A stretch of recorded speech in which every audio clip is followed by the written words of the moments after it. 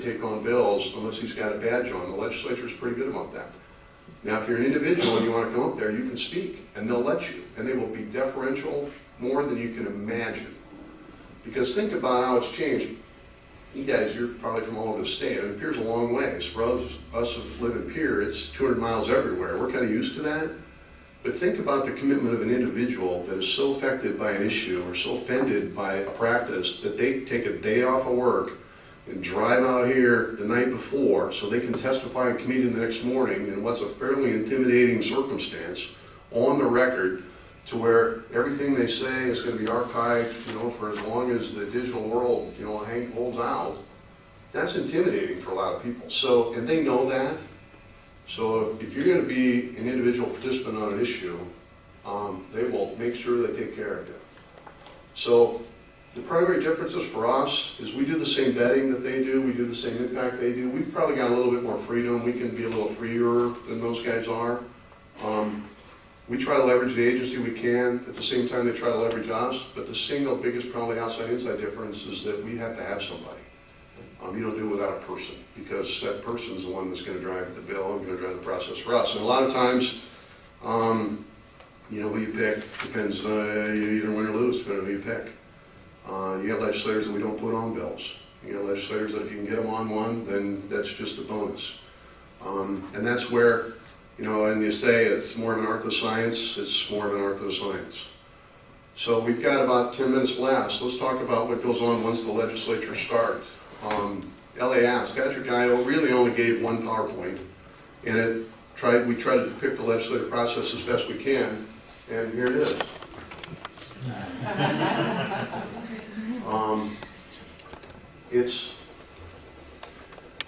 I go back to context a little bit. You've got, with a hardcore Republican majority on both sides, and half of them being business, that tells you that if you can, there's no saying that you stand where people sit. Well, you got to come from where they come from. So you kind of begin with that process. You also, when we're doing this process, what you see how the bill becomes a law on there. What happens is that all those ideas go to the Legislative Research Council. And, I'm not an attorney, but I spend a lot of time in the code, and I spend a lot of time in the administrative rules. And you know what? You can get around in there as a layperson. I don't practice law, nor intend to, and I'd be the first one to disavow, and I got a lot of friends that are attorneys. A lot of times, for us, you don't need an attorney, you need a grammarian.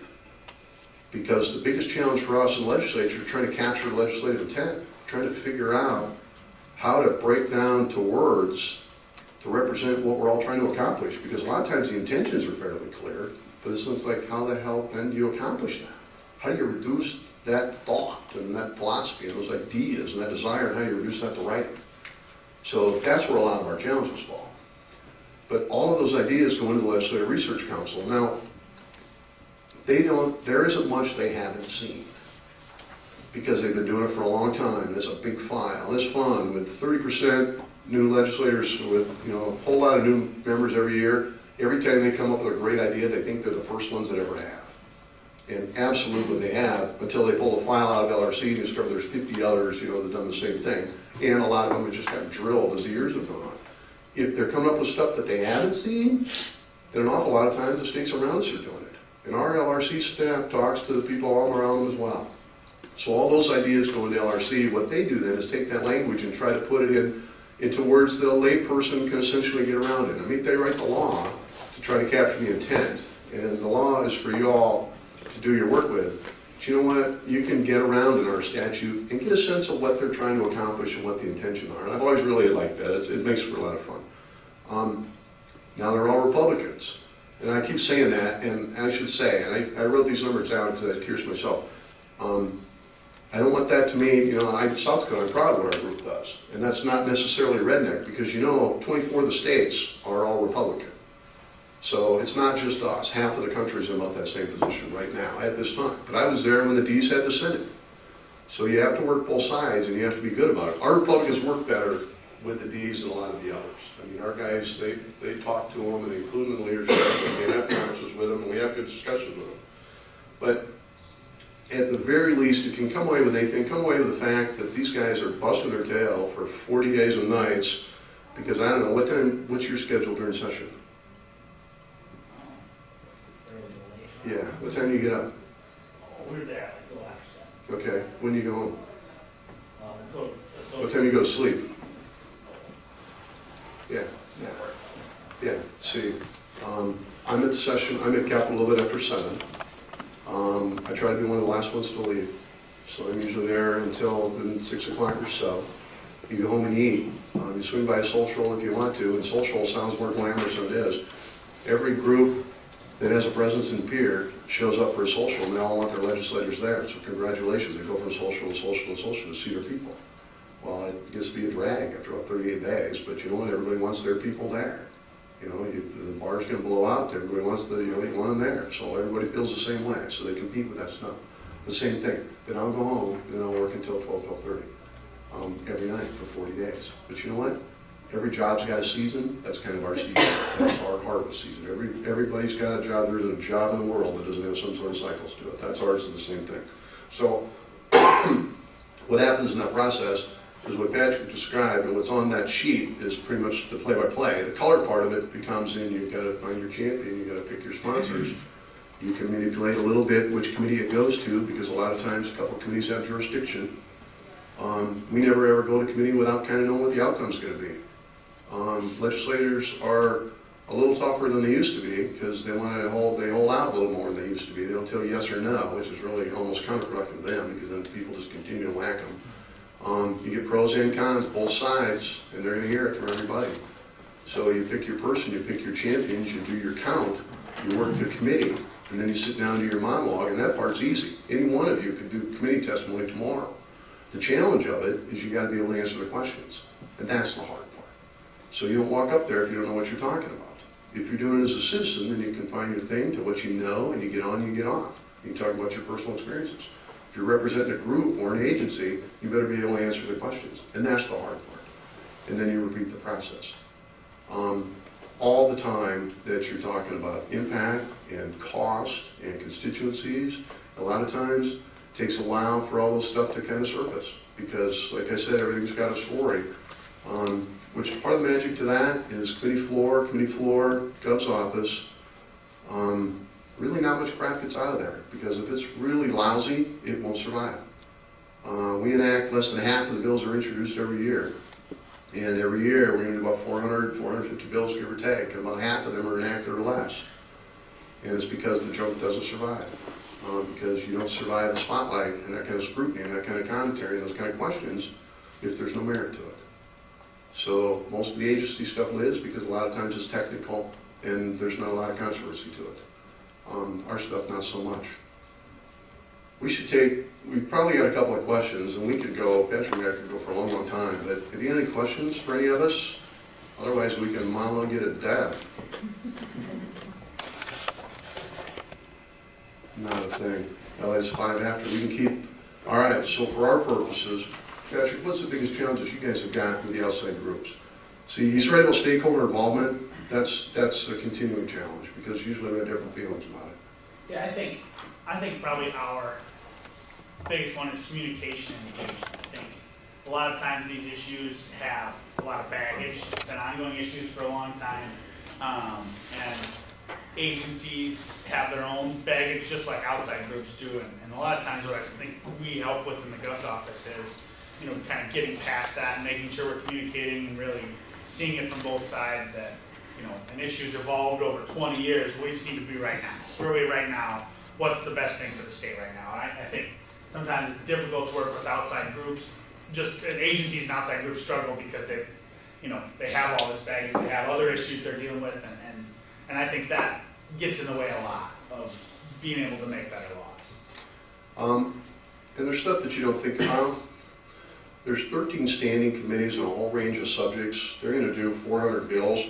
What it means for the legislators is that you're going to be a specialist or an expert in a particular subject, but you're going to see so many things that are so far afield from what you do every day that you just have to kind of defer. And that's okay, because nobody knows everything. And up there, it's hard to be a generalist. I know Patrick does, and the office does. They read every bill. We read every bill. I read every bill that's introduced, and you follow them all. And then you keep track of the ones that affect your clients. I did the math, because I was giving Patrick a hard time about this. Last year, 2015, there were 253 white badges. there were 319 blue badges. So what that meant, now, a lot of times those lobbyists are up there, I want to make a distinction, we got a couple of minutes, so I'm going to make a point. There's a couple different approaches on that. Is that first, we're lobbyists, we're not really prostitutes. What that means is that if you're an attorney, and we've talked about this and there's different takes on it, a lot of times for lobbyists, they'll take an attorney position on it to where, look, my job is to represent my client to the best of my ability and the best of their ability. I kind of come from the school that says, look, you hire me because of what I know in here, and you hire me because I know about what the legislature, so I might be your toughest client. I might be the biggest ass in the room, because I'm the one that's saying, we're never gonna pass that. It ain't gonna happen, and here's why. So, in Pierre, you don't lie to them. If you lie to them one time, you get caught, and you're done. So what that means for us lobbyists, for all the slick and sleazy, and for all the stuff that comes along with, you know, whatever your predispositions are, think about it, it's pretty easy. If I went and lied to Ellie, and she's a representative, and, you know, and I lied to her about something that was a consequence, how long do you think would it take for her to tell her seatmate? In almost no time. How long do you think for that to take to spread into the caucus? Almost no time. And it means that the next time I'm in front of Ellie, and the next time I'm in front of the group, it means that that is essentially manifest out to the point to where you've got no credibility, you've got nothing. So for the ones that have been around up there for a long time, it means that what I say is what I mean, and it matters. Now, I can tell you, in 25 years, one time, I gave committee and testimony that I was wrong. And that was on a TIF issue, and it was a technical question. And I circled back around and went back to the committee members and told them I had made a mistake in what it was. Because my credibility to them meant more than that particular issue did, and I was wrong.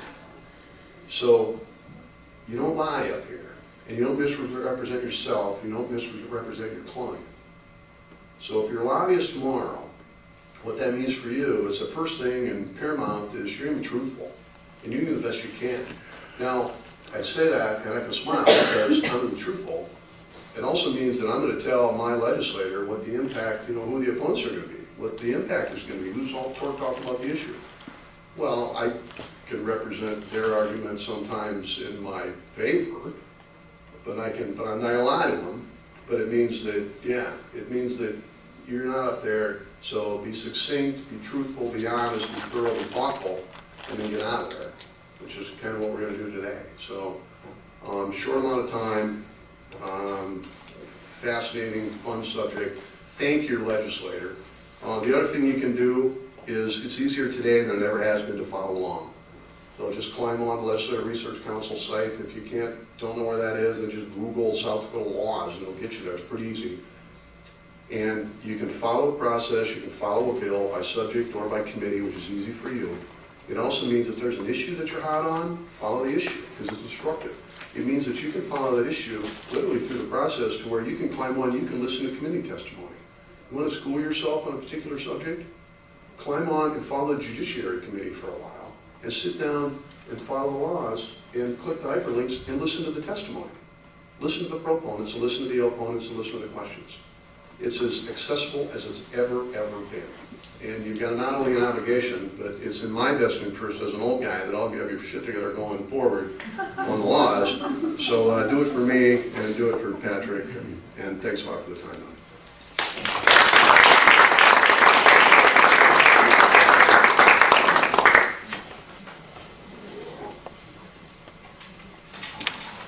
Thank you so much, Patrick and Steve.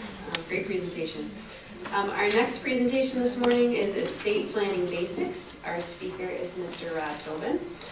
Rod is a partner with the Aberdeen firm of Segal, Barnett, and Schultz, and focuses his practice in the areas of business and corporate law, estate planning, real property, and probate. Mr. Tobin graduated from Southwest State University, Marshall, Minnesota with a BS in Business Administration, concentration in finance. He attended USD and graduated in 1992 with a Master's of Business Administration and a JD. So please join me in welcoming Rod Tobin.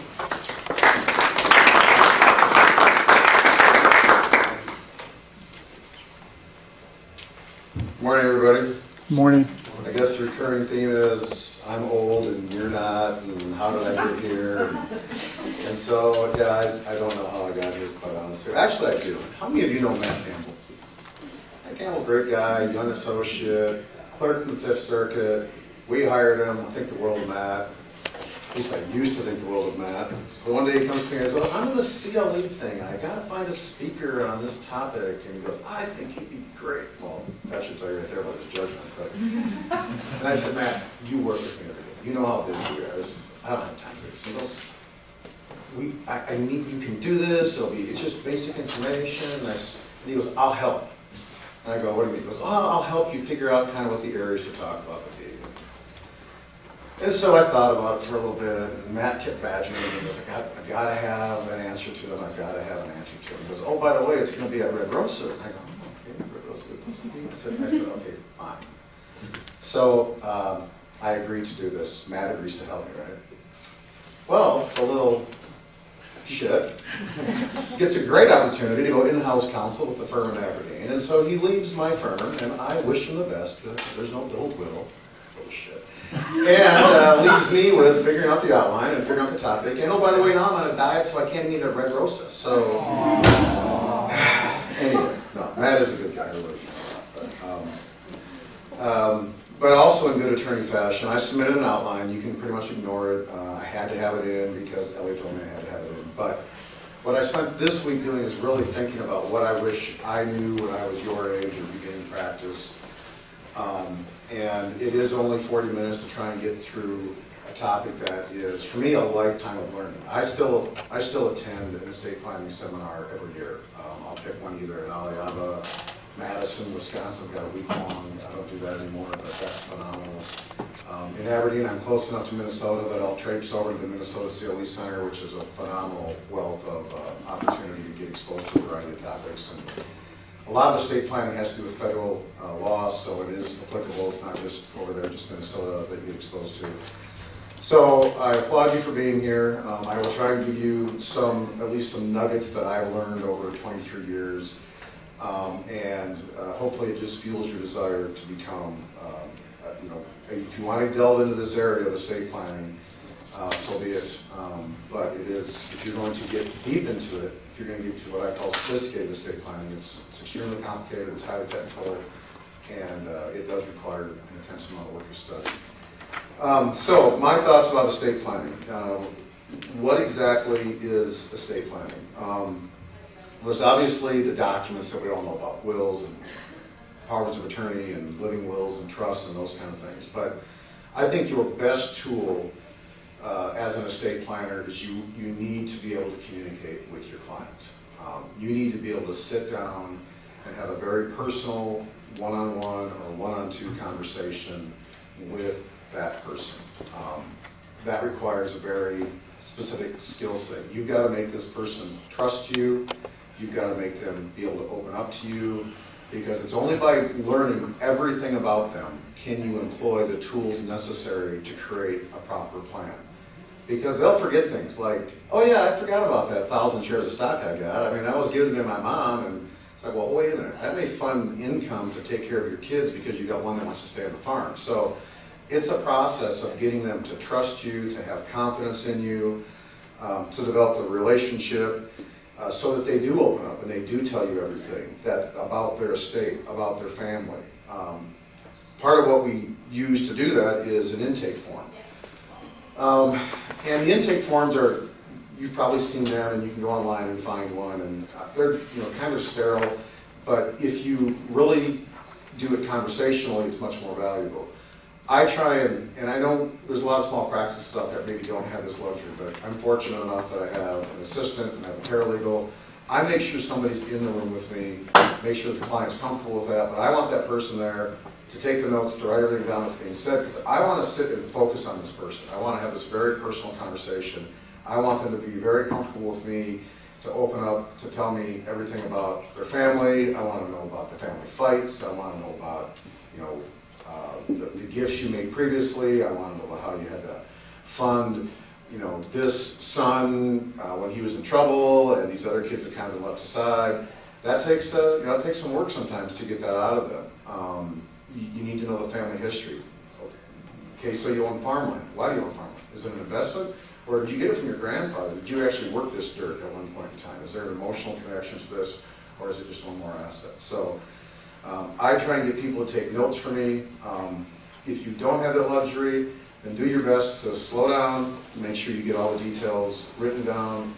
Many times, it seems to be a relationship, the size of the estate dictates the length that you're going to have to meet and go through things in order to get some final documents put in place. I've had some estate plans that I've worked on for over a year with clients, because when you get into the more complicated things, which we will talk about, just a little bit, just to gloss over it, it's extraordinarily complicated. And when you start talking about the various trusts and how they're all going to work together, and how the money's going to flow from a real estate partnership through a limited liability as a general partner, and then it's going to get to a trust, and their eyes just kind of glaze over. And it's like, so you got to do it in little bits and pieces. Sometimes get kind of a big overview and say, okay, we'll get to the detail eventually. That could take a long time. If it's a young family that comes in, or a young couple, that can be a one meeting deal. Okay, well, we need the I love you wills, I love you, you love me, you know your stuff, you know my stuff, and a whole lot of way we have kids before I see you again. We'll create a little trust in the will, and it'll be fine. They want to hear affirmation that what they are doing is okay. Okay.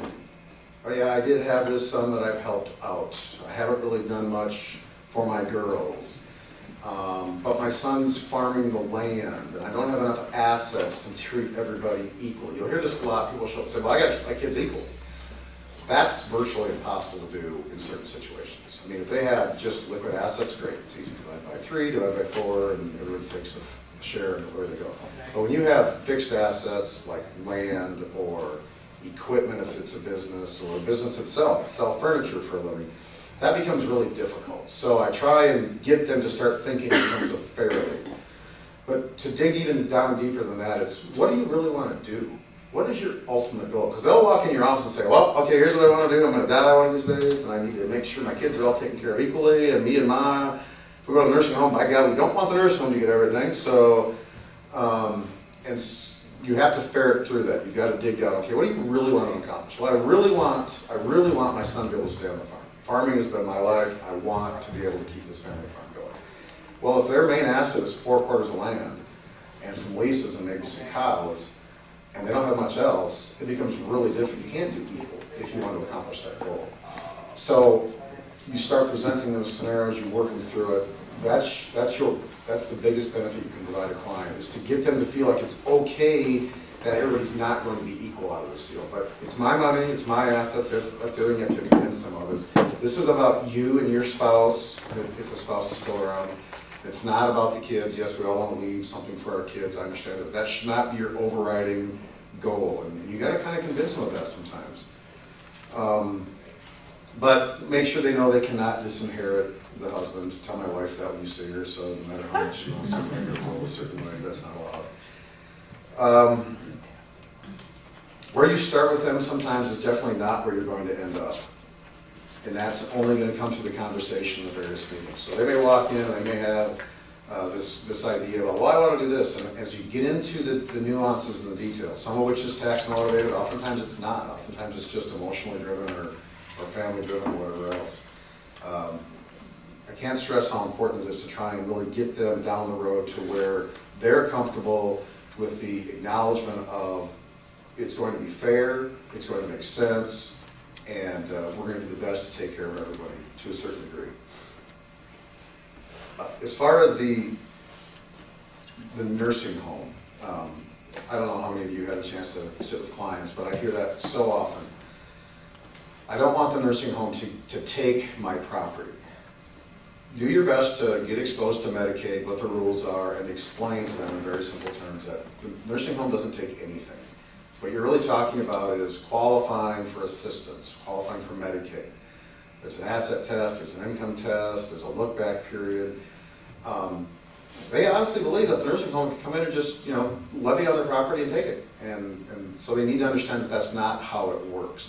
The other thing that they really need to understand, and again, this is one of the things I'm very passionate about, is you need to take care of yourselves first. So many people want to just I want to get all my money out of my estate, I want to make myself really poor so I qualify for Medicaid. And I said, you've worked your whole life, you've scrapped out in western South Dakota as a rancher, you've been a farmer in eastern South Dakota, you tended a hardware store your whole life, and you've managed to assemble a little bit of wealth, you know, you got $1 million or something, and now you want, at your time when you may need it the most, you want to be poor so you qualify for a Medicaid facility or a Medicaid level of care when you really could afford some very high quality care, maybe even in-home nursing, but you're so worried about leaving something that you forget about yourself. So, to the best of your ability, get your client to focus on themselves. It's their money. They should take care of themselves first. If there happens to be something left over, great. Then they can do something with it. But I think one of the saddest things is when people just they just, you know, it's a certain generation when I don't need anything. I can get by on 3 potatoes and a chicken and $4 and I'm great. Well, okay, sure you can, but you don't have to. And honestly, if you talk to your family, they wouldn't want you to, if they're decent, which sometimes they're not. The other thing is that I would encourage you to do is get a mentor. If you have somebody who's part of a firm and somebody does estate planning work in your firm, talk to them, pick their brain. I was fortunate enough when I came to Siegel, Barnett & Schutz that